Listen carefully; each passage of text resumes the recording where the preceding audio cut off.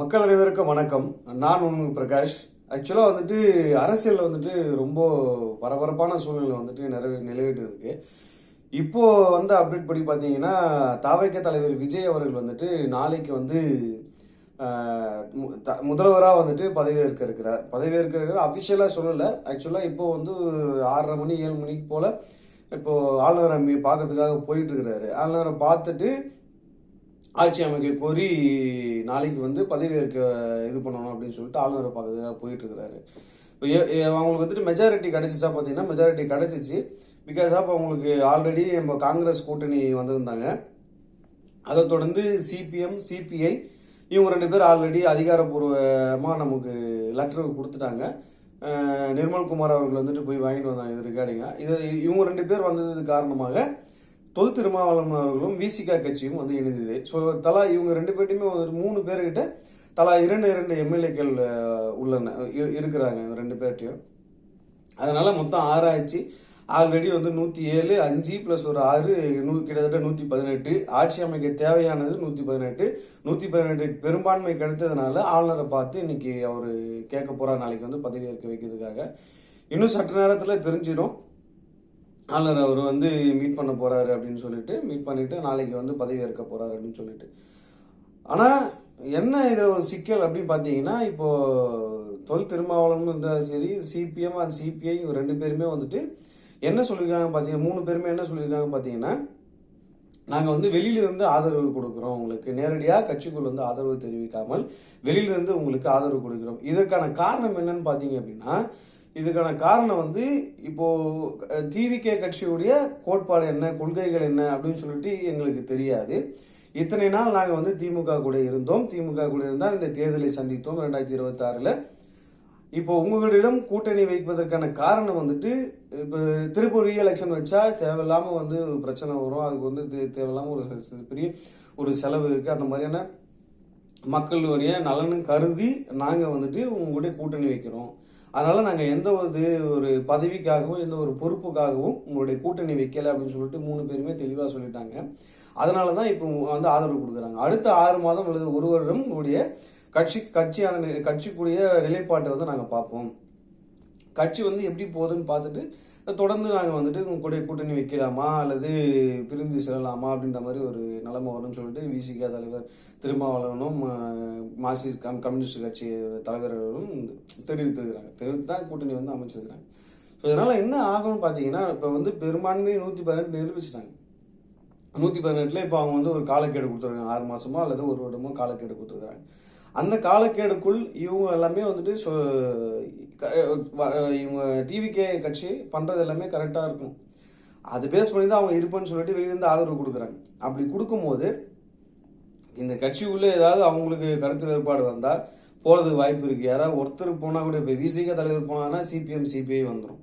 ஏன்னு சொல்கிறேன்னா CPM CBI தான் ஃபர்ஸ்ட் வந்தாங்க. அதை தொடர்ந்து தான் விசிகே வந்தாங்க. இவங்க 3 பேருமே தலா 2 6 எம்எல்ஏக்கள் வச்சுருக்காங்க.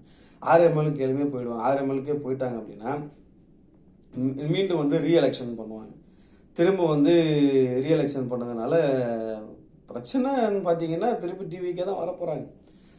அப்போ நான் முன்னாடியே இப்போ ஏற்கனவே வீடியோலாம் பார்த்தீங்கன்னா நான் சொல்லியிருப்பேன், தாவேக தலைவர் வந்து ஆதரவு வாங்கி ஆட்சி அமைப்பதை விட பெரும்பான்மையை நிரூபிக்காமல் ஆதரவு வாங்காமல் ஒரு ரீஎலெக்ஷனை வந்து சந்தித்து பெரும்பான்மையை நிரூபித்து தனியாக கட்சி நடத்துனீங்க அப்படின்னா ஏற்கனவே சொல்லியிருந்த அந்த நம்ம ஏற்கனவே டிவிகேல சொல்லியிருந்த இந்த கொள்கைகள் கோட்பாடுகள் மக்களுக்கான நலத்திட்டங்கள் எல்லாம் நம்ம இஷ்டம் போல பண்ணலாம். இப்போ வந்து சிக்கல் இருக்குன்னா நம்ம பண்ணும்போது அவங்களுடைய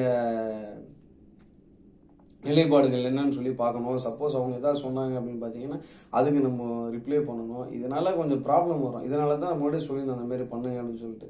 இப்போ தொடர்ந்து போகும்போது தொடர்ந்து நல்லா போச்சுன்னா ஓகே. இதில் ஏதாவது பிரச்சனை வந்ததுன்னா திருப்பி ஆட்சி கலைப்பாங்க, திருப்பி வந்துட்டு ரீஎலெக்ஷன் பண்ணுவாங்க, எல்லாம் பிரச்சனை வரும் ஆக்சுவலாக. ஸோ இது வரைக்கும் நடந்தது எல்லாமே ஓகே. பட் இவங்க ஆதரவு பெற்று தான் முதல்வர் ஆகுறாரு. பார்க்கலாம் எப்படி பண்ணுறாங்க அப்படின்னு சொல்லிட்டு. தொடர்ந்து தான் நம்ம பார்க்கணும் எப்படி பண்ண போகிறாங்க அப்படின்னு சொல்லிட்டு. அது பார்க்கும்போது தான் தெரியும் ஆக்சுவலாக எப்படி பண்ணுறாங்க அப்படின்னு சொல்லிட்டு.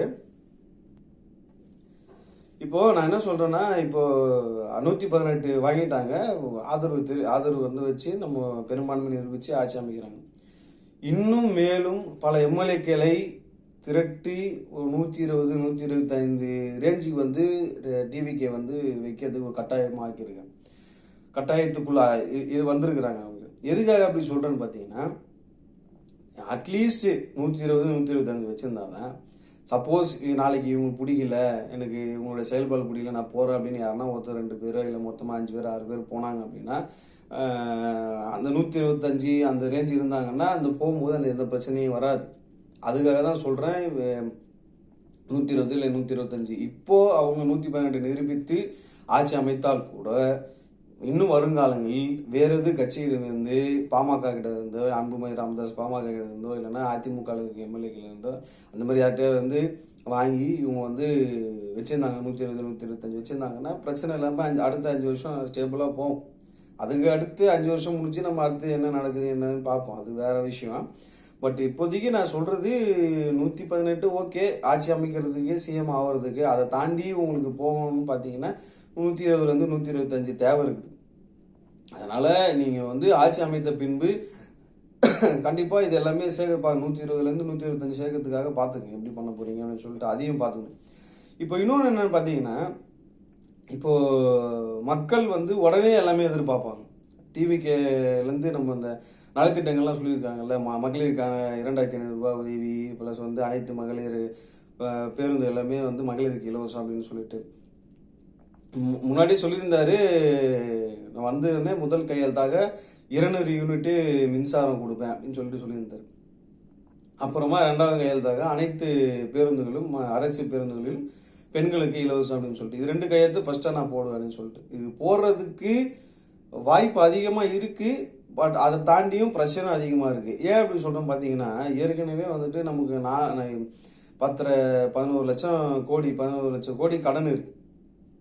அதை மீறி இவங்க இந்த நலத்திட்டம் உதவி கொடுக்குறாங்கன்னா இன்னும் தான் கடன் ஆகும். அப்போ இவங்க அதை எப்படி கையாள போறாங்க அப்படின்னு சொல்லிட்டு பார்க்கறதுல ஒரு பெரிய சிக்கல் இருக்குது.